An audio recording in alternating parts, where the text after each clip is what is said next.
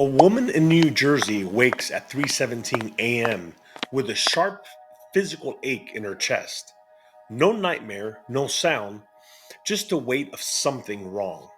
She makes tea, watches the sky, and writes in her journal, quote, "It feels like the world is holding its breath."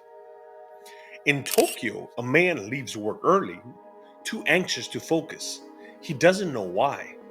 That same night, a child in Johannesburg tells her parents she's scared to go to school. "Something bad is going to happen," she whispers. "I can feel it in my tummy." And then it does. September 11th, the towers fall. The world shudders. And buried deep inside Princeton University, a room full of blinking machines quietly record the impossible. The human mind flinched before the first plane ever hit. But the strangest part? The signal didn't stop when the planes hit. It kept rising, like the world was bracing for something far worse.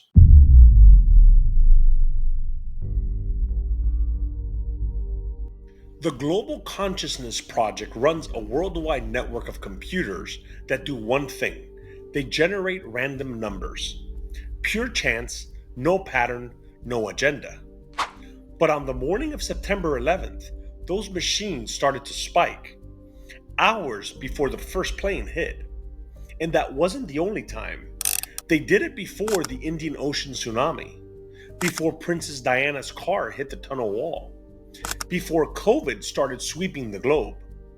Events separated by years, by continents, by culture. But somehow, the randomness broke first. Not based on emotion, not on belief, on data. Machines twitching in unison, as if the world knew something was coming, and no one can explain why. This isn't astrology. It's not a gut feeling. It's numbers spinning off a cliff. And the deeper you look, it starts to feel like these machines weren't just reacting to global events, they were echoing the shockwaves of something we haven't even lived through yet. Hey folks, before we dive deeper, quick favor please. If you want more stories like this, the kind that slip through the cracks and barely survive the algorithm, please help me by subscribing. No fluff, no sponsors, just weird truths most channels won't touch. All right, back into it.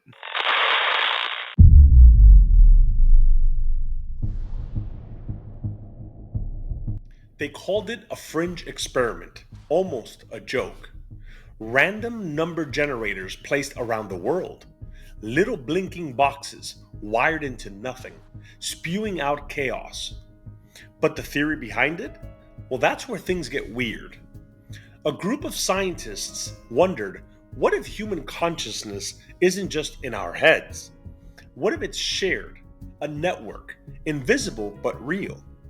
And what if, under extreme emotion, that network could bend reality itself? So they started tracking the data. And then it happened. The numbers spiked before planes hit the towers, before the Indian Ocean tsunami, before Princess Diana's crash, before COVID. Each time, right before the world broke, the machines twitched like they already knew. This wasn't retroactive, it wasn't interpretive, it was precognitive, measured, logged, repeated. And it's still happening. Because these machines aren't just detecting collective consciousness, they may be plugged into something that bleeds through time.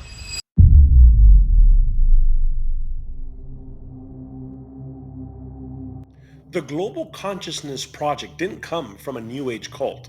It didn't start in a basement or a blog. It started at Princeton. In the 1990s, the university's PEAR Lab, the Princeton Engineering Anomalies Research Program, was already infamous.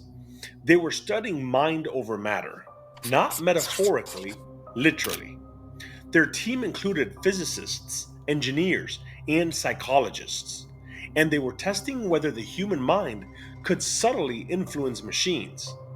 One of those machines? A random number generator. A box designed to spit out pure chaos, ones and zeros, completely at random. No pattern, no meaning, just noise. But the theory was this: if enough people across a wide enough area all focused their minds, or were all gripped by the same intense emotion, maybe that noise wouldn't stay random. Maybe consciousness could create a ripple even in the quantum vacuum. So they went global. They built a network, hundreds of RNGs planted around the world, some in labs, some in offices, some running silently in remote corners of the earth, all feeding live data back to a central hub. The hypothesis was simple, wild, but simple. When something huge happens, something that unites millions of minds in shock, joy, or grief, randomness might bend, coherence might emerge. If that sounds like science fiction, you're not alone. Even the team admitted this wasn't supposed to work. It wasn't supposed to do anything. It was just a theory. Until the data started changing. And it didn't wait for the world to react. It moved first.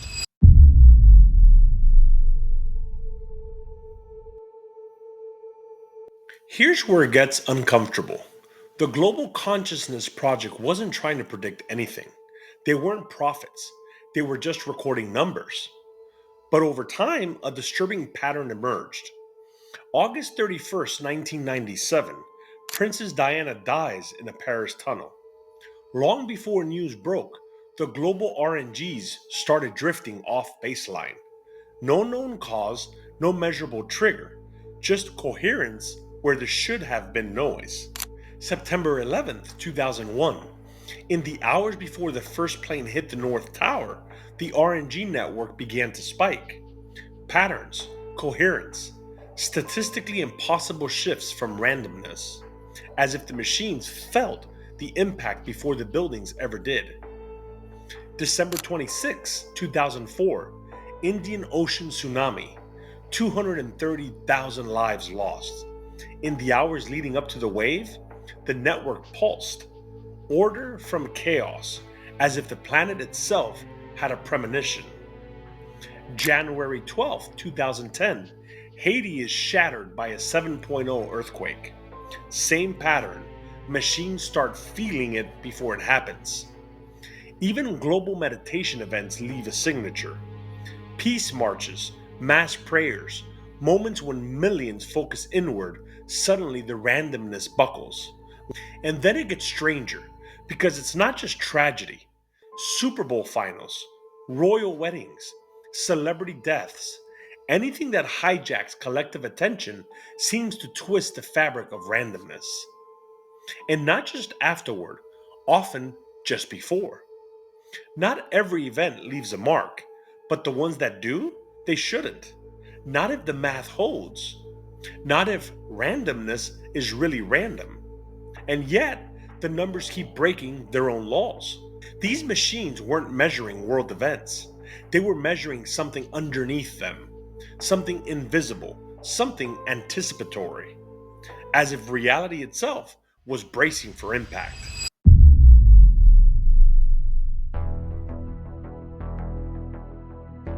Okay, so let's talk about the machines. These weren't ghost detectors or metaphysical wishboards. They were simple, brutal, digital, random number generators. Tiny boxes, most built to spit out a steady stream of binary digits, ones and zeros. Completely unpredictable, each digit a coin flip. Totally uncorrelated with the one before or after. That's what random means. And the Global Consciousness Project deployed dozens of these across the planet, each one independently producing noise. They were tested, shielded, verified, plugged into servers and running 24/7. But here's where it bends. During moments of intense global emotion, tragedy, celebration, terror, those coin flips began drifting. They stopped being independent. They started lining up. Clusters, streaks, deviations from the expected curve. Instead of an even mix of ones and zeros, you'd get bursts. Too many ones in a row, or zeros clumping together. A tiny difference? Sure, but statistically, way outside the bounds of chance. Now let's bring in the math. Each RNG should output what's called a white noise distribution. Totally flat, no signal, no trend. But when the GCP analyzed the data during global shocks, the noise showed structure. They use a metric called z-scores, a way of measuring how far a result deviates from what's expected. In most natural systems, anything beyond a z-score of 2 or 3 is a red flag. During 9/11, the GCP network recorded z-scores of 4.5 and higher. That's not just unlikely, that's cosmically improbable. We're talking odds of less than 1 in a million, and not just in one machine, but across multiple nodes on different continents in sync. Now multiply that by dozens of other global events, and you begin to realize these weren't outliers, they were a pattern of outliers. And that is a contradiction. In science, randomness can't have structure, but this randomness did, consistently, repeatedly, across space and time. This wasn't prophecy.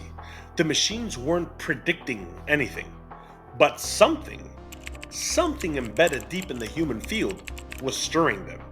Not after the fact, but before. We call them random, but maybe they're more like seismographs, not for the Earth, but for us. And what they're detecting might not just be human.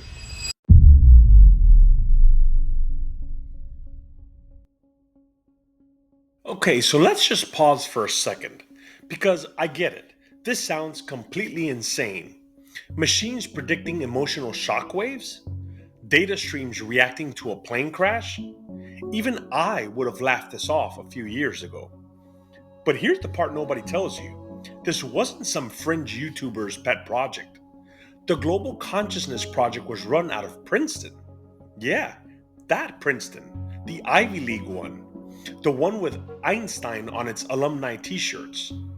It was built by physicists, psychologists, engineers, the kind of people who don't exactly go chasing vibes or wear tinfoil hats. And the data, it's been peer-reviewed, run through statistical models, challenged, rechecked. Some of it's been published in mainstream journals. And even the skeptics who hate this idea can't make it go away. Because the numbers keep showing up, not just once, not cherry-picked, but over and over. This isn't about predicting the future. Nobody's claiming the machines can see death coming. What they're saying, quietly, reluctantly, is this: that maybe something in us knows when the world is about to change. And sometimes, without realizing it, we broadcast that signal. And what's listening isn't human. Now let's go deeper, because there's a question nobody in the mainstream wants to answer. If these machines really are reacting to us, then how? Here's where things get nerdy and a little uncomfortable. First, quantum entanglement. Two particles separated by light years still affect each other instantly. No signal, no delay. It's not a theory, it's been observed. And it breaks everything we thought we knew about time, distance, and causality. Now zoom out. What if our brains, billions of neurons firing quantum signals, are entangled too? Not just inside our heads, but across the world. That's where the Noosphere comes in, an old idea coined by Teilhard de Chardin that all human thought forms a kind of planetary mind layer, not metaphor, a literal field, like the atmosphere, but made of consciousness. You still with me? Okay, because now we hit Rupert Sheldrake, amorphic fields, the idea that habits, memories, and emotions leave imprints. That once something happens enough, it becomes easier to happen again. Not because people remember it, because the field does. But the weirdest theory of them all, it comes from two scientists you can't write off, Dr. Stuart Hameroff and Sir Roger Penrose. They propose something called orchestrated objective reduction. What it means is this, that consciousness doesn't emerge from the brain. The brain is just a receiver, like a radio tuned to a field we don't understand yet. And when enough of us feel the same thing, fear, shock, grief, it's like we hit a collective frequency, a ripple, a broadcast, a planetary signal. And maybe those machines aren't reacting to anything at all. Maybe they're picking up the transmission, the one we've been sending all along without even realizing it.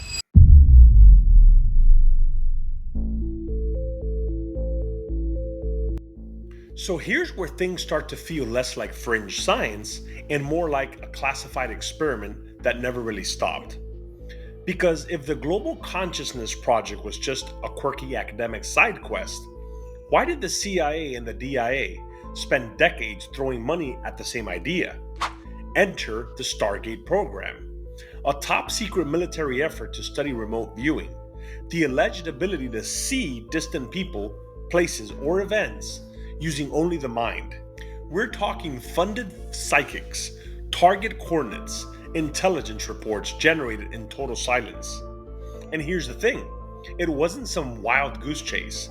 Declassified documents show the project ran for over 20 years, because the results, while messy, were just promising enough to keep the black budget flowing. Which brings us back to Princeton.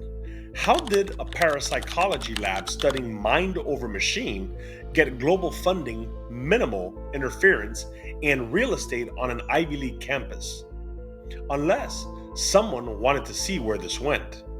And sure enough, dig into the Freedom of Information Act trail and you'll find a breadcrumb trail of quiet interest, which leaves us with a question that's somehow more disturbing than the data itself. What happens when the government realizes that your brain might register catastrophe before it happens? And not just yours, but all of ours. Do they dismiss it?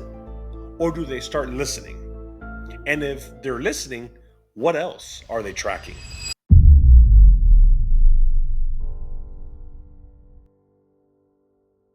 Let's say this isn't just a coincidence. Let's say the math checks out. The deviations are real. The machines did flinch right before we did. Then what you're looking at isn't just a scientific anomaly. It's a window into something we've always felt but can never prove.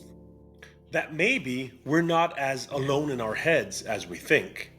Not in crisis, not in grief, not even in joy.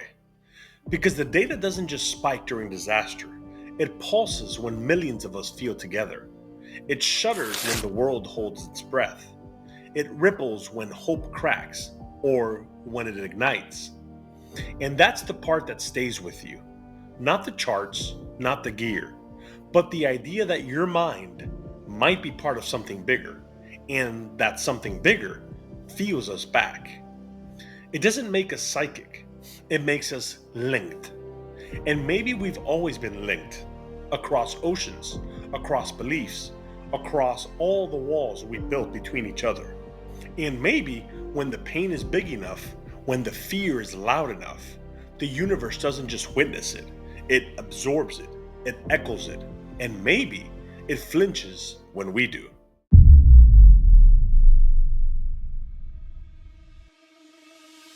I'm Ralph, and this has been Divergent Files. If you want to help keep this kind of truth-first storytelling alive, head over to patreon.com/divergentfiles. We've got extended cuts, unreleased episodes, and investigations too weird or too real for the algorithm to handle. Smash the like, hit subscribe, drop your thoughts below because I read them all. And remember, you're not just watching the story, you're part of the signal. So stay awake, stay human, and remember that you are truly appreciated.